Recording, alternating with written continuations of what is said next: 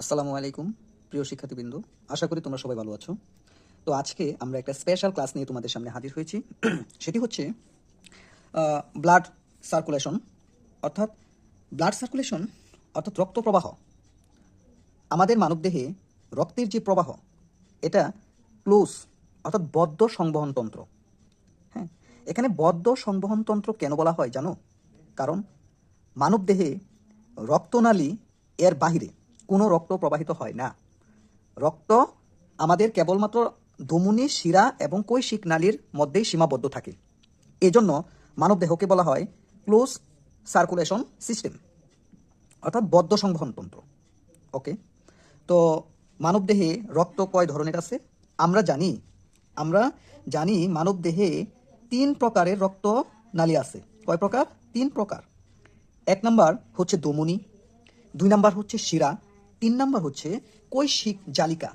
হ্যাঁ, কৈশিক জালিকা বা ক্যাপিলারিস যাকে বলা হয়।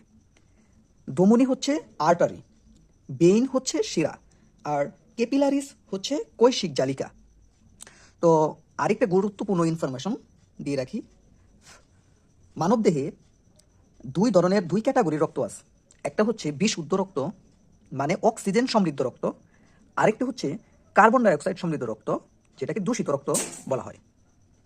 তো এখন এই 2 ক্যাটাগরির রক্ত কিন্তু 3 ধরনের নালীর মধ্য দিয়ে প্রবাহিত হয়: ধমনী, শিরা এবং কি কৈশিক জালিকা। ঠিক আছে না? তো এখানে চিত্রের মধ্যে তোমরা দেখতে পাচ্ছ, এখানে কিন্তু এই যে নীল এবং লাল রং দ্বারা চিহ্নিত 2 ক্যাটাগরির রক্তনালী তোমরা দেখতে পাচ্ছ। নীল রং যেটা, সেটা হচ্ছে তোমার কার্বন ডাইঅক্সাইড সমৃদ্ধ রক্ত বহন করে, তার মানে এটা হচ্ছে শিরা। আর লাল রং যেটা আছে, সেটা হচ্ছে তোমার অক্সিজেন সমৃদ্ধ রক্ত বহন করে, এটা হচ্ছে ধমনী। ঠিক আছে, ধমনী। তো এই আরেকটা আছে যে ক্যাপিলারিস, যাকে বলা হয় কৈশিক জালিকা, সেটা সূক্ষ্ম, অতি সূক্ষ্ম চুলের ন্যায় কোষের ফাঁকে ফাঁকে অবস্থান করে। হুম, এখানে আর কি দেখানো হয় নাই। এই যে তারপর সূক্ষ্ম রক্তজালিকা, এই যে যে এখানে দেখতে পাচ্ছ, এই যে এরকম আর কি চিকন। ঠিক আছে, তো আমরা এই রক্তনালী মানব দেহে কি কাজ করে? এই রক্তনালীর কাজটা কি? এই রক্তনালীর কাজটা হচ্ছে মানব দেহে রক্ত পরিবহন করা, অর্থাৎ প্রত্যেকটা অঙ্গ প্রত্যঙ্গ টিস্যুতে রক্ত পরিবহন করাই হচ্ছে এই রক্তনালীর কাজ। তো অবশেষে তোমরা জানো এই রক্তনালীগুলা কোথায় থেকে রক্ত কালেকশন করে, কোথায় রক্ত সংরক্ষণ করে জানো? এটা, এই রক্তনালীগুলা দিন শেষে, সব শেষে আমাদের গুরুত্বপূর্ণ একটা অর্গান হৃৎপিণ্ডের সাথে কানেক্টেড। এই তোমরা চিত্রে দেখতে পাচ্ছ, এটা হচ্ছে আমাদের হৃৎপিণ্ড, হার্ট, হৃদয়। ঠিক আছে, তো আমাদের হৃৎপিণ্ডের যদি ব্যাখ্যা তোমরা পড়ো তাহলে আরও বিশদভাবে জানতে পারবে। হৃৎপিণ্ড হচ্ছে মানবদেহে বক্ষ গহ্বরের বাম পাশে 2 ফুসফুসের মাঝখানে, হ্যাঁ, মূচক আকৃতি থোর, কলা গাছের থোর আছে না, ওরকম কালারই হয়। কলিজা কালার অনেকটা। এটা হচ্ছে আমাদের হৃৎপিণ্ড। এই হৃৎপিণ্ড ক্রমাগত মানবদেহে কী করে? রক্ত সঞ্চালন করে, অর্থাৎ প্রতিনিয়তই সংকুচন প্রসারণ হয়, প্রতি সেকেন্ডে একবার করে গড়ে। অর্থাৎ একজন স্বাভাবিক সুস্থ মানুষ প্রতি মিনিটে তার হৃদস্পন্দন হয়ে থাকে 60 থেকে 70 বার। হ্যাঁ, এটা কখন থেকে শুরু হয়?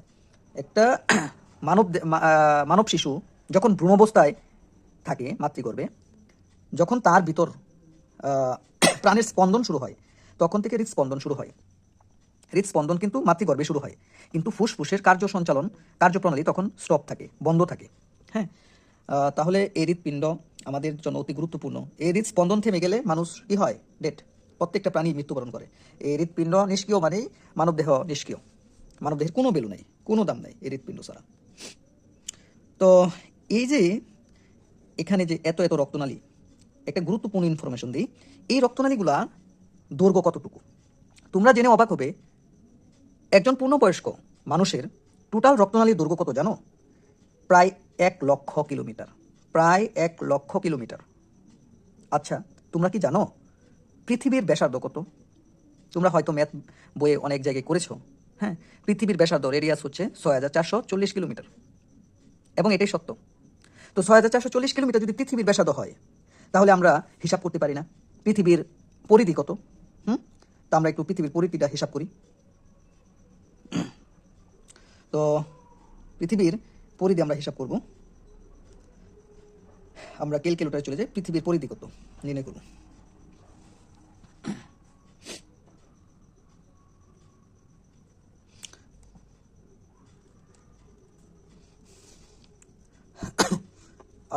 পৃথিবীর পরিধি, আমরা পরিধি সূত্র জানি, বৃত্তের পরিধি নির্ণয় সূত্র কি 2 পাই আর, 2 × 3.1416 ইন্টু আর হচ্ছে 6440 কিলোমিটার, 6440 কিলোমিটার। তাহলে পৃথিবীর টোটাল ব্যাসার্ধ আসছে 40,463, 40,463। তো আমরা পৃথিবীর 40,463, এটা কিন্তু পৃথিবীর কি পেলাম, পরিধি পেলাম, ঠিক আছে। আচ্ছা, পৃথিবীর পরিধি যদি এত হয় 4000, কত আমি ভুলে গেলাম, 2 × 3.1416 ইন্টু হচ্ছে 6440, 40,463, এটা মনে রাখবে, 40,463। তো আমরা এখন দেখব যে টোটাল রক্তনালীর দৈর্ঘ্য কত। টোটাল রক্তনালীর দৈর্ঘ্য হচ্ছে 1 লক্ষ কিলোমিটার। কত? 1 লক্ষ কিলোমিটার। তো এই টোটাল রক্তনালী দিয়ে পৃথিবীটাকে যদি পেঁচানো হয়, কেবলমাত্র একজন মানুষের রক্তনালী দ্বারা যদি পেঁচানো হয়, তাহলে এই পৃথিবীটাকে কয়বার পেঁচানো যাবে জানো? তো আমরা কি করব, সেক্ষেত্রে পৃথিবীর পরিধি দ্বারা টোটাল রক্তনালীকে ভাগ করব। কি করব? ভাগ করব 40,463, মনে রাখবা 40,463। আমরা 1 লক্ষ লিখি,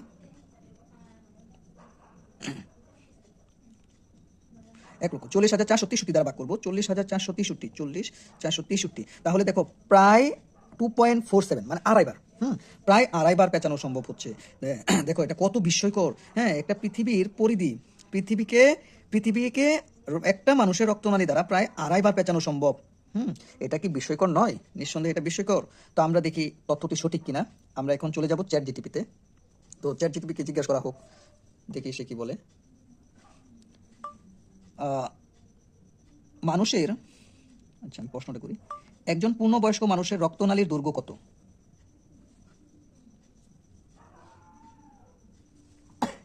দেখো এখানে চ্যাটজিটিপি আমাদের বলছে যে একজন পূর্ণবয়স্ক মানুষের রক্তনালীর মোট দৈর্ঘ্য হচ্ছে 1 লক্ষ কিলোমিটার বা 62,000 মাইল।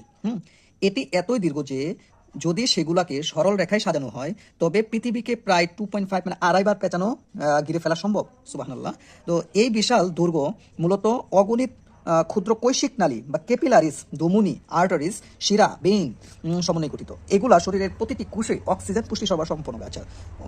তাহলে এখানে তোমরা বুঝতে পারছো যে কত বিস্ময়কর একটা সৃষ্টি। মানবদেহ কিন্তু খুবই কমপ্লেক্স এবং খুবই বিস্ময়কর। আমরা একটি বিষয় জানলাম, যেটা হচ্ছে আমাদের এই ইউনিভার্সের, এই মহাজগতের অন্যতম একটা সেরা বিষয় ছিল। এটা আমাদের সৃষ্টিকর্তার একটা অন্যতম একটা বিস্ময়কর সৃষ্টি। তো আমরা এখন দেখব যে হৃৎপিণ্ড আসলে কিভাবে গঠিত, এটা আমরা দেখব।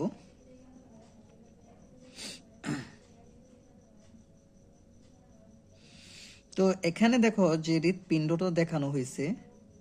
আমরা জানি একটা হৃৎপিণ্ড, মানবদেহের একটা হৃৎপিণ্ড কয়টি প্রকোষ্ঠে বিভক্ত? টোটাল 4টা প্রকোষ্ঠে বিভক্ত। আমাদের হিউম্যান হার্ট 4টি প্রকোষ্ঠে বিভক্ত। কি কি? ডান অলিন্দ, ডান নিলয়, বাম অলিন্দ এবং বাম নিলয়। তো এখানে দেখতে পাচ্ছ যে উপরের যে এই যে অংশটা আছে না, এই যে এটা হচ্ছে আমাদের, এই যে এই অংশটা দেখতে পাচ্ছ না, এই অংশটা,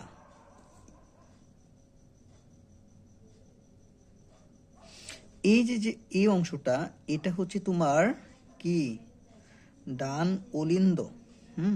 এটা হচ্ছে ডান অলিন্দ। হ্যাঁ,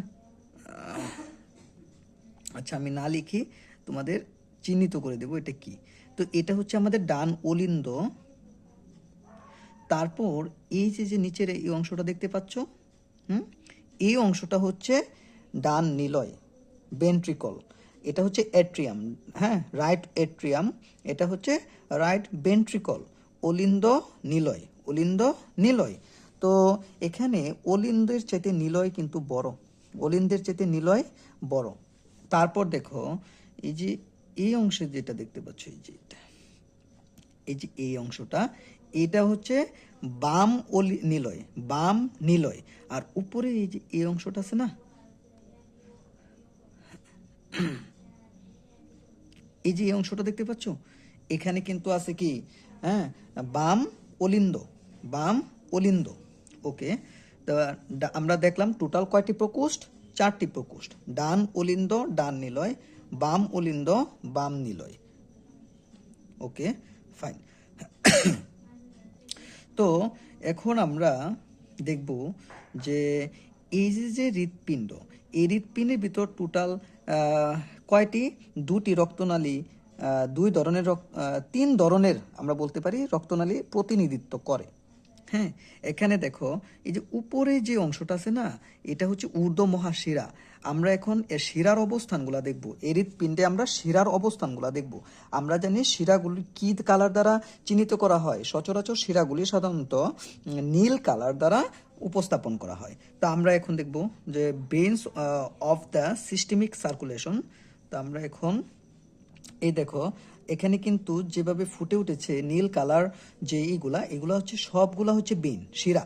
হ্যাঁ, এই শিরাগুলা কিন্তু দেখো এই যে এটা কিন্তু ঊর্ধ্ব মহাশিরা। কোনটা ঊর্ধ্ব মহাশিরা? এই যে আমি দেখাই,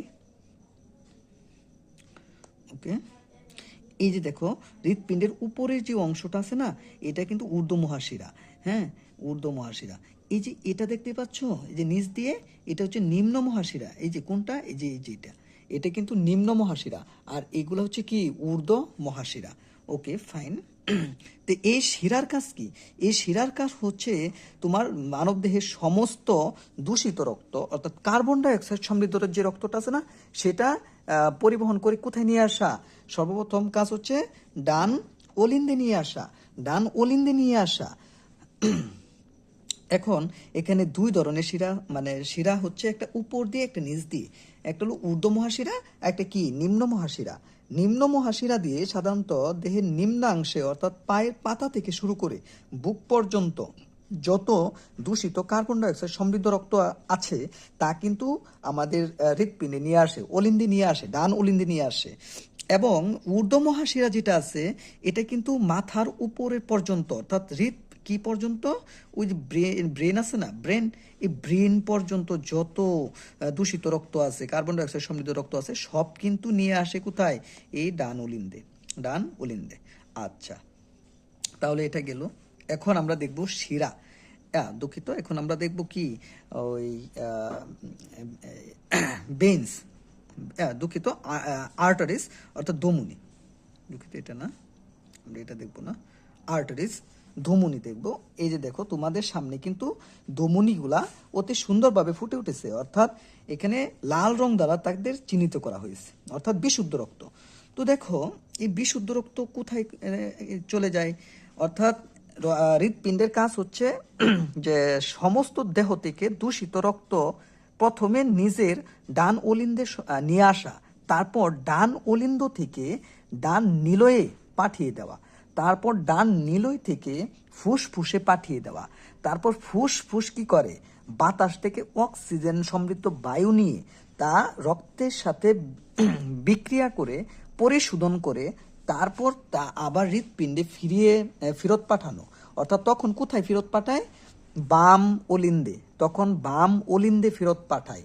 তোমাদের ডান বাম যদি বুঝতে কষ্ট হয় বা প্যাচ বাজে, মনে রাখবা ডান অলিন্দ সবসময় দূষিত রক্ত বহন করে। কেন? ডান হচ্ছে আমরা সবসময় শুভ, মানে একটা বালোর প্রতীক হিসেবে আমরা বিবেচনা করি, যেহেতু এটা বালো জিনিস ডান। আর এখানে কিন্তু সে তার বিপরীত অবস্থা মানে কি করে? রাজত্ব করে, বিপরীত অবস্থাটা সৃষ্টি করে। অর্থাৎ শুভ লক্ষণ যেহেতু ডান, তো মনে রাখবা এটা হৃৎপিণ্ডের ক্ষেত্রে সে কিন্তু দূষিত রক্ত বহন করে। আর বাম অলিন্দ, বাম তো সবসময় অশুভ, হ্যাঁ, এটা আমরা খারাপ হিসেবে বিবেচনা করি, কিন্তু সে এখানে ভালো রক্ত বহন করে। এটা এইভাবে তোমরা মনে রাখতে পারো। তো হৃৎপিণ্ড থেকে যখন বিশুদ্ধ রক্ত পুনরায় বাম অলিন্দে ফেরত আসে, তখন বাম অলিন্দ থেকে আবার পুনরায় বাম নিলয়ে প্রবেশ করে। তখন বাম নিলয় থেকে আবার সমগ্র দেহে এই যে যে ধমনীগুলো আছে, এই ধমনী দিয়ে সারা দেহের মধ্যে ছড়িয়ে যায়। এটা কিন্তু মুহূর্তের মধ্যেই সংগঠিত হয়, মুহূর্তের মধ্যেই সংগঠিত হয়। কত জটিল আমাদের দেহ, কমপ্লেক্স। ওকে, ফাইন। তাহলে আমরা আজকে আমাদের দেহের যে রক্তনালী, এগুলো নিয়ে আমরা আজকের ক্লাসে আলোচনা করলাম। আমাদের পরবর্তী ক্লাসে হৃৎপিণ্ডের যে গঠন, হৃৎপিণ্ডের গঠন সুন্দরভাবে তোমাদের সামনে ফুটিয়ে তোলার চেষ্টা করব ইনশাল্লাহ। আশা করি আমাদের ক্লাসগুলো তোমরা রেগুলার দেখবে এবং আমাদের ক্লাসগুলা যেন সবাই উপকৃত হতে পারে সেই জন্য তোমাদের বন্ধু বান্ধবদের মাঝেও ছড়িয়ে দেওয়ার চেষ্টা করবে। হ্যাঁ, একটু শেয়ার করবে, কমেন্ট করবে, যাতে আমরা অনুপ্রাণিত হই। সবাইকে ধন্যবাদ। আসসালামু আলাইকুম।